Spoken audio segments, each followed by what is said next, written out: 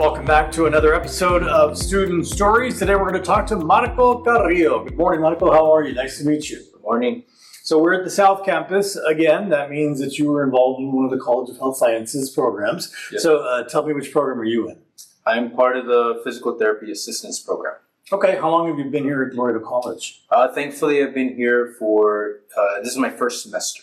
First semester, so you just started. Yes, sir. About to finish my first semester. Nice. Where did you, tell us a little bit about yourself before you came to Laredo College? Elementary, middle, high school, all the way back. Oh, going from recent to earliest, I'm a graduate from LBJ High School from 2016. My middle school, I went part-time for a couple years at Los Obispos, and then I started really briefly at Lamar Middle. As an elementary, I was at Don Jose Gallegos, and that was my first elementary here. Before that, I was in Los Angeles. I am from a school called Hobart Elementary School, and that's in Koreatown. And yeah, so I was born in Los Angeles, but I came here roughly around the age of 10. Really? So you were in Los Angeles up till 10 years old? Yes. Wow. Yes. How did your parents manage to come down to Laredo? Why Laredo?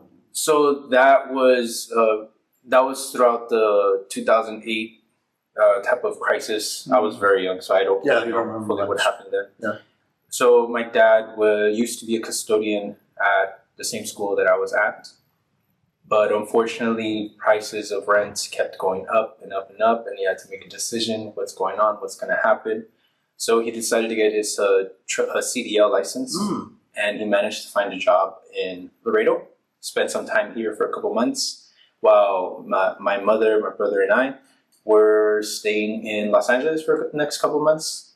And then after a year or so, we ended up moving down here. That's interesting. What do you remember about Los Angeles? And I know you were young.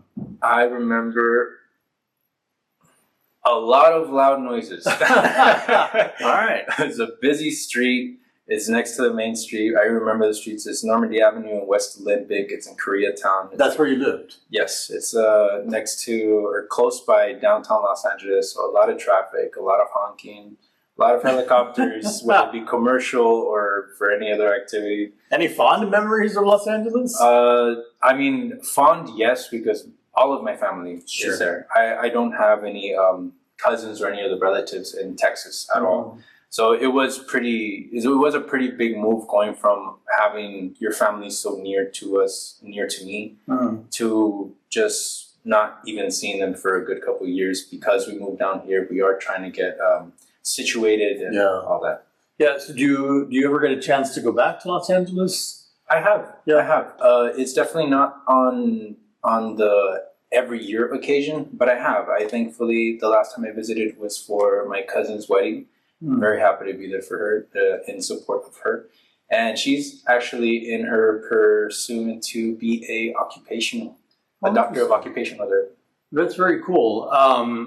What was the transition like, Marco, coming from, you were 10, coming from Los Angeles to Laredo, going to a new school, whole new town. What was that like for you?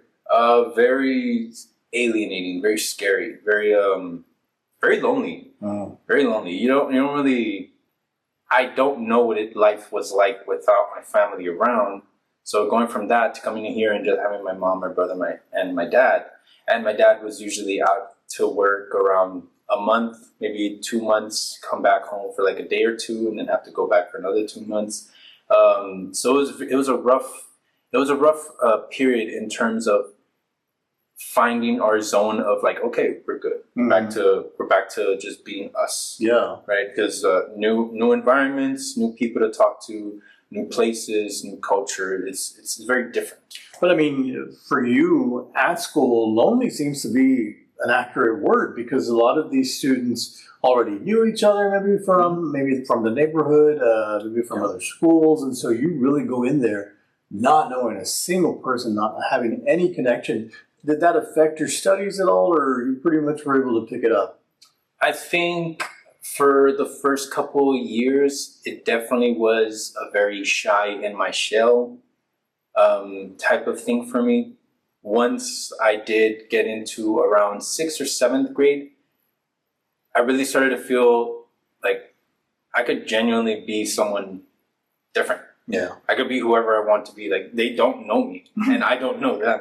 So it was kind of, at that point, it was kind of like an even playing field to where it's like, there's nothing wrong with me being me. You know what I mean? That's definitely, you definitely have a conversation starter, because you're from Los Angeles, California. I'm sure a lot of people everybody is very like, wow, you're from there. And from my perspective, it's like, yeah, it's just another city. Yeah. But it took me a while to really gauge that, oh, some people don't live in big cities and that's their experience. So hearing that someone from a big city comes to a smaller city, it's like, whoa, you were there. And it used to bother me because I was like, so what? I'm from this city. Because I'm trying to think of like, I'm the same as you. Like, I'm not different. You know what I mean?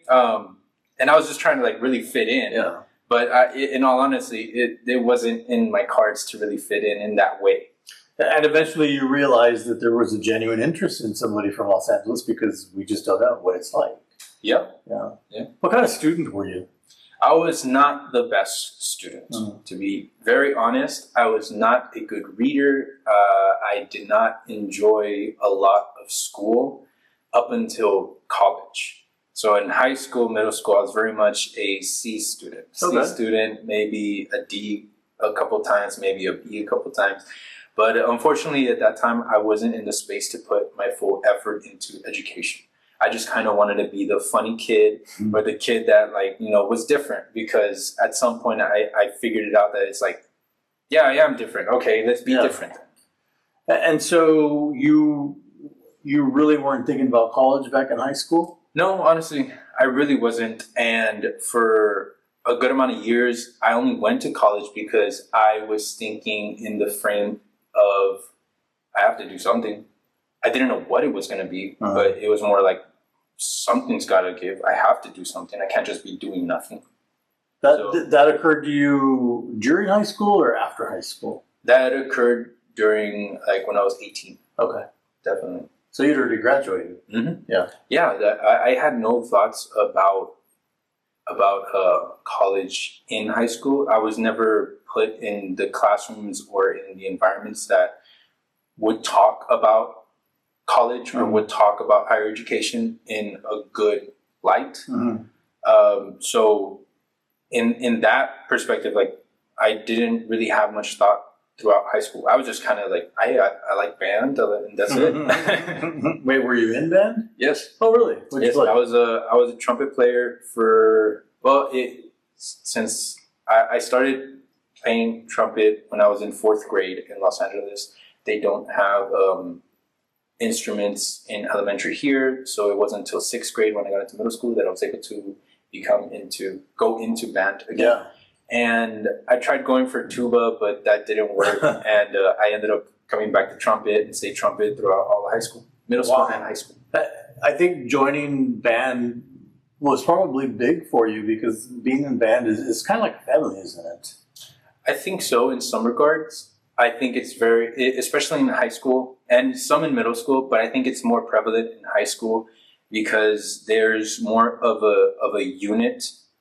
Right, you see marching bands and they have to choreograph where they're going to stand, what they're going to do, what they're going to play at what time. So there's some understanding of like, hey, we have to be on the ball together on this. So there is a form of team building in that. And then there's discipline because you're competing for during marching season. That means getting up early in the morning and practicing and so forth and so on, right? Yeah, definitely on some days. Most of my practices were in the afternoon. Nice, when it was hot. Yeah.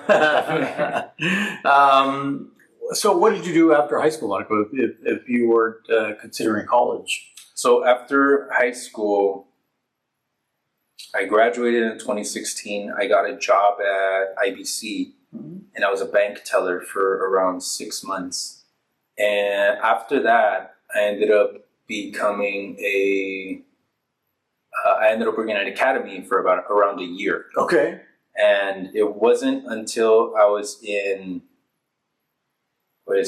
Throughout those years, from 2016 to the pandemic, I was going to school only part-time. My family just made enough to not get financial aid, but did not make enough for me to be able to go as a full-time student. So I had to work to pay my half. My parents were able to pay the other half and help me in that. And I would take around 2 classes every semester. So within those 4 years up until the pandemic, I was maybe finishing my freshman, if not sophomore. Okay. So it was definitely a long road. I only graduated with my bachelor's this past December in 2024. Wow. Well, congratulations. Yes, sir. Thank you. And was that from Laredo College? That was from TAMIU. Okay. After COVID hit, of course, everything shut down. I took a break from school. I did some reflecting throughout the pandemic. And then once I was able to, I think it was in 2021, that I went and applied for financial aid and applied for TAMIU. And thankfully, I was able to get both. And I pursued a bachelor's in kinesiology with a minor in psychology. And my bachelor's was more in exercise science. That's interesting. And so when you first started taking classes little by little, those were at TAMU as well? Those were at LC. Okay, so I did start off at LC. And then you went over and you got the bachelor's. That's pretty cool. And tell me the specialty again that you were thinking of. So at the moment I have a bachelor's in kinesiology. Right. And a concentration in exercise science. Okay. What is exercise science? Exercise science is more of the testing, the evaluations. When you see studies, and these studies show that they did said exams on said people, and these people had said results. That's more of the area in terms of exercise science. Okay. The other area that is possible is DPT, and the other area besides that would be, I believe it is education, more in the educational field, more like coaching, strength training, and to those respects. What were your plans after getting the bachelor's degree? Did you have a plan already in place, or did you just want to get the degree under your belt? I think for a good couple of years. I mean, this is like me explaining 8 years in like 5 minutes, right? I think you're young. Yeah. I think it took me around eight years of school to get my bachelor's. And throughout a lot of it, I did get a good amount of time to reflect a lot. And it wasn't until I was in TAMIU that I set my mind on becoming something with exercise. Because I figured out when I was 18, I started working out. And then after a couple of years, I started getting the hang of it. And I really enjoyed working out. And it dawned on me, like, why don't I make this something that I do every single day? Like, I love working out. I like learning about this stuff already on my own. So why not do my best to get paid for it? Yeah. It wasn't until my junior year in TAMIU that I realized that there was a whole nother field of helping people out through rehabilitation.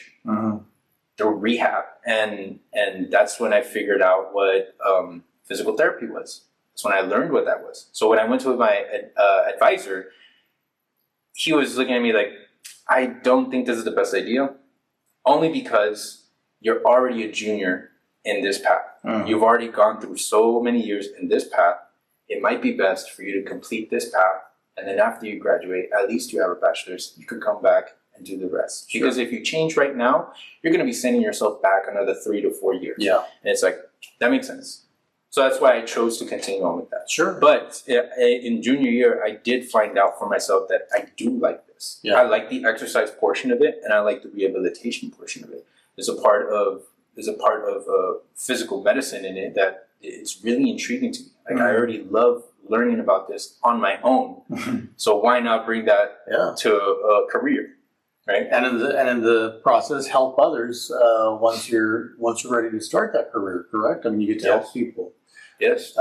Talk about how you landed up here at Laredo College.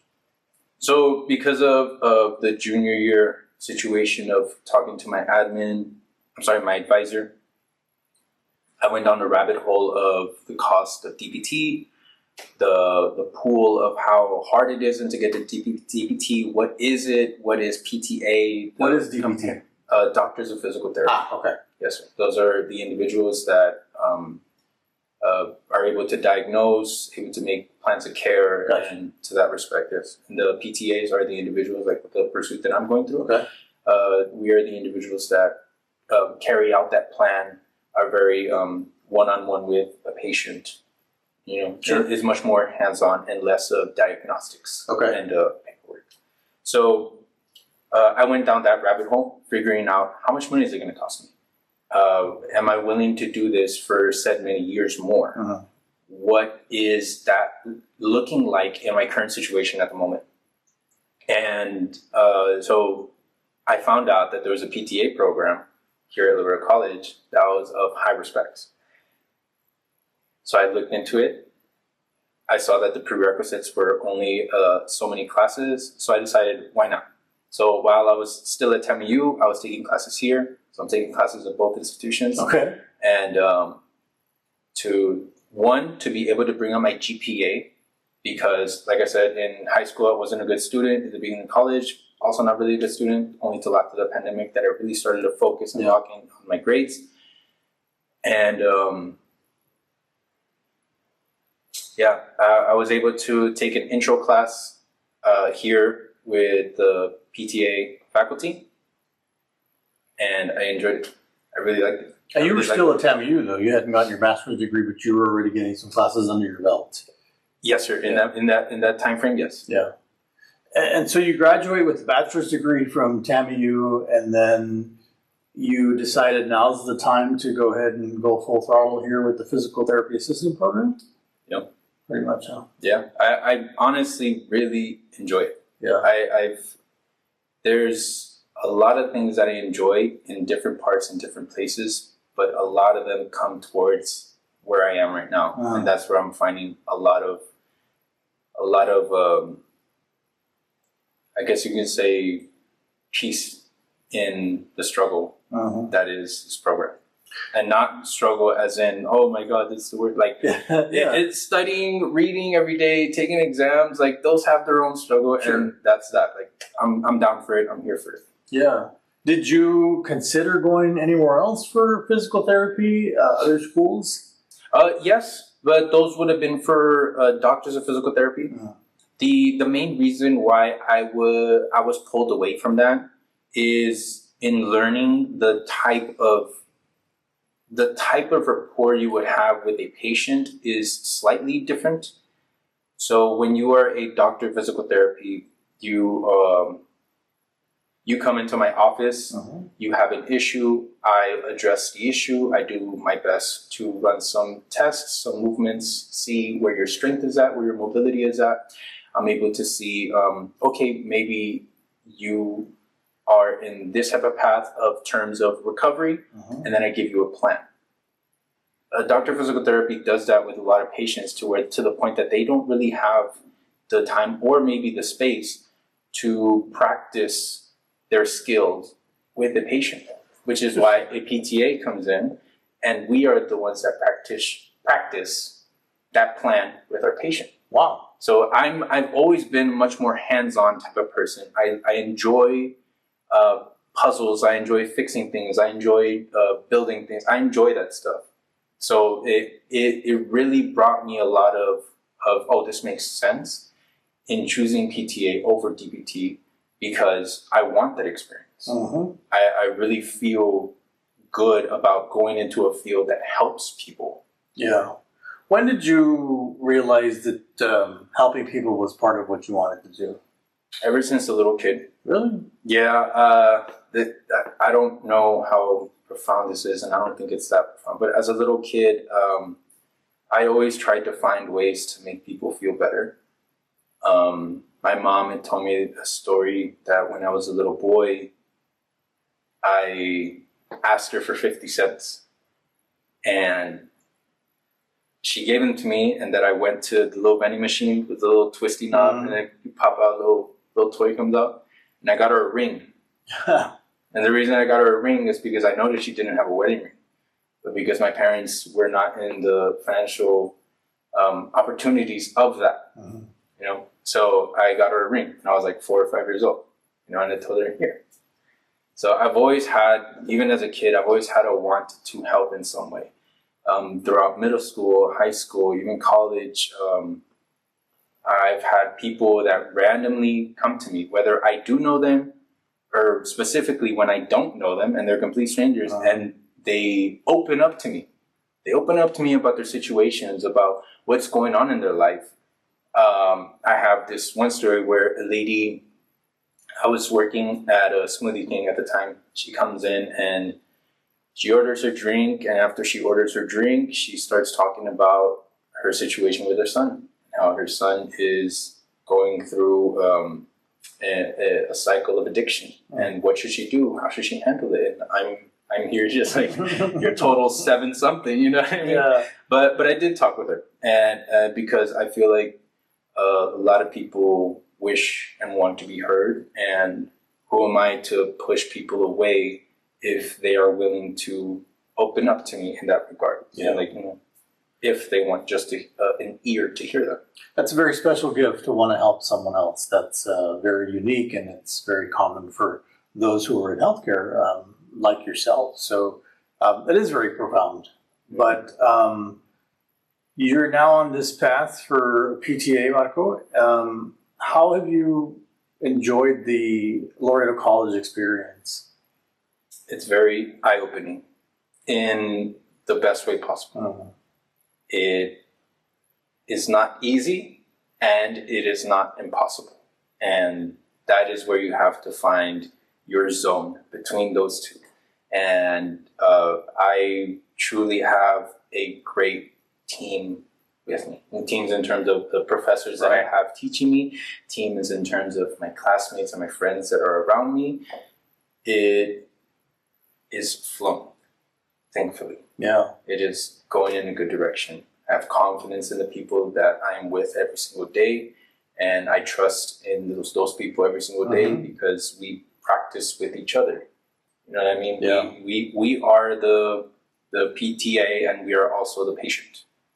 You know what I mean? So we get to play both roles and figure out what are our strengths, what are not so strong about our communication, our rapport, or about our execution of a set of practice. You know, we help each other out. So in doing that every single day for the past 14 weeks, it's very team building as well. How long is the program? The program is a total of 2 years. If I'm not wrong, it's around 6 semesters. So my prerequisites count as 1 semester, then this counts as a second. We have a spring, and then we have clinicals in the summer. And then we come back for a second year, fall, spring, and then in the spring of that second year, it is just clinicals. Wow. Once you've completed everything, Marco, do you plan to stay in Laredo? Well, what do you want? Do you want to practice here? What do you want to do? I believe I'm definitely open to the opportunities that are here, and I'm also open to any opportunities that I can find outside of here. I'm not against staying here, and I'm not against going somewhere else. Sure. I definitely want to hopefully have options so I can gauge where I'm wanting to explore, where I'm wanting to grow. That's definitely something that is in the back of my mind. But for at least now, I'm just thinking about when's the next exam. Yeah, that makes sense. Did you ever spend time at the main campus, or you were always here on the south? Oh yeah, I spent a lot of time in the main campus. Yeah. I spent a lot of time even here in the south campus. I would either be in the library over here, or I would be in the library in the main campus. I'd spend a lot of time just trying to get the stuff done. Yeah.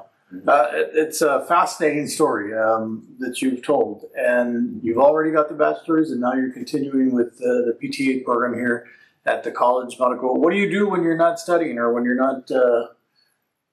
I hang You're out cool. with my dog.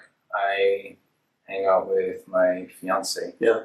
I go eat. Yeah. I go play games. I love playing games with her. We play video games. She has an interest in video games. I have an interest in video games. That's something that we share. We either watch movies together. We go out to eat somewhere. We go travel to San Antonio, Austin, somewhere when we can. Yeah. You know, it's definitely a good balance at the moment that I have. Yeah. And that's hard to have that time for yourself and for your fiance because you're very busy, aren't you? Yeah, but definitely one thing that I've learned, and this program has definitely showed me that it doesn't stop. It doesn't stop. The care that I am going to give my patients does not stop when my day ends, and I have to show that same care to myself, to my dog, to my family, to my fiance, to all the people around me. They deserve that as well, and it doesn't stop. So as much as it's mentally draining, because I don't think at the moment I'm physically drained. I think more often I'm mentally drained. But that is something that I'm willing to fight. That is something that I'm working through, and I'll figure it out the best way I know how. What do your parents say about you being in the program and having graduated already? They are thankfully very supportive. My dad had it was actually a very thin line of like, oh, I could have and couldn't be in this program. So unfortunately, my dad had a health scare this past June. And unfortunately, this is going to sound so weird, he passed away twice. Yeah, and so he unfortunately had an incident, and the doctor said that they lost him for a couple minutes, and they were able to bring him back. But unfortunately, that led him to have an amputation of his leg to save the rest of them.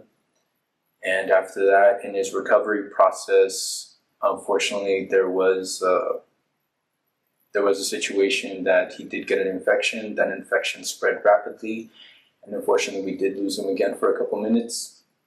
He came back, and the mental stress in that time, and thinking of my brother, thinking of my mom, and how they're doing, while at the same time having this door in front of me of going to school to be here, it definitely weighed heavy, because I was also thinking about the financial situations, about how my work-life balance is going to change drastically, how ends are going to be met if they are. So my mom reassured me, do you like this? Is this something that you want to do? Is this something you see yourself doing? Then do it. We're here for you. And my brother, thankfully, he also showed the same charisma of support. And my dad, when I was able to talk to him, he showed the same charisma of support.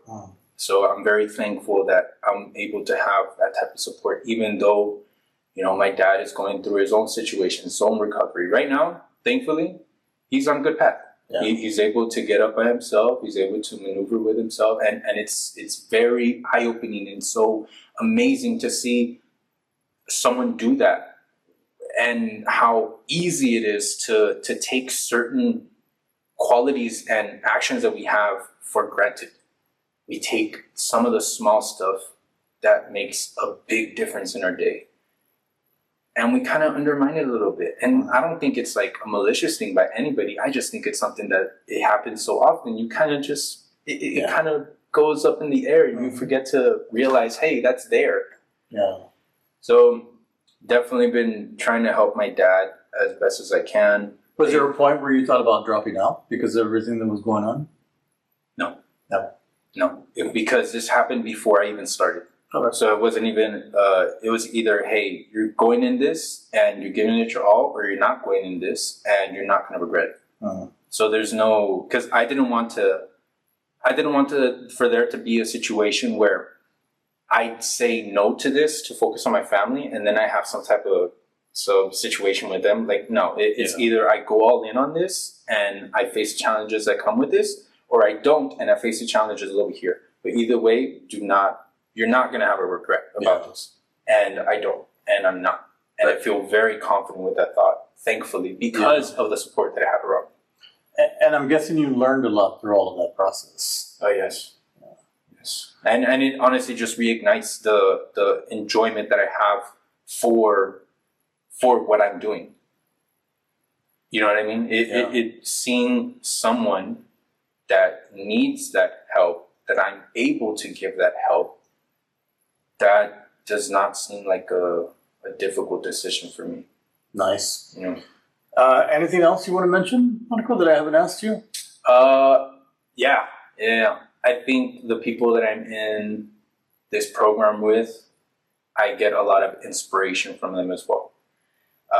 We have, in our class, we have 3 mothers, and they inspire me a lot because I can go home, clock out of the school stuff, and be with myself for a bit. They don't have that. And they have to be 24-hour moms. You know what I mean? And they love being moms. I could see it. They love being moms, and they love doing this. You know what I mean? But from an outsider perspective, seeing that, it's like, yeah, I'm tired. So let's keep going. You know what I mean? Yeah, I'm drained. All right. Yeah, maybe I'll cry for like a couple minutes. All right, cry. That's it. Let's get back to it.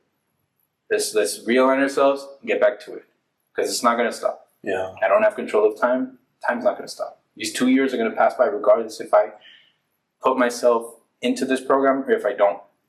You know what I mean? So the only thing I'm able to do is focus on the next exam. Well, yeah, those 3 mothers, they bring me a lot of inspiration, and especially my other classmates and my other friends. Like I see different parts of their strengths. Like some of them are more emotionally intelligent. Some of them are more nonchalant when it comes to stress. Some of them are very, very headstrong with like, yeah, let's get it done. Some of them are very organized, very, very organized with their day, because that's how their day has to be. Yeah. You know, it's very amazing to see the different characters come together and like share their strengths. You know what I mean? And try to like feed off each other, you know, in one of the best ways possible, because they're all, I genuinely feel like they're all great people. You know, they genuinely want to help. They genuinely want to learn. They care about this. And it's very refreshing to be in an environment that cares. It's very refreshing to be in a program that wants results in the form of caring, in the form of, hey, we need to do this for these reasons, because these reasons help other people. You know, these practices get results. You know, and it's very refreshing that everyone's on the same boat of like, okay, it's hard, but okay, let's do it. And I see it during the pinning ceremonies, especially. I see the emotion and the love and the camaraderie between all of the people that are getting pinned in any of the college health science programs. And I think you just described why.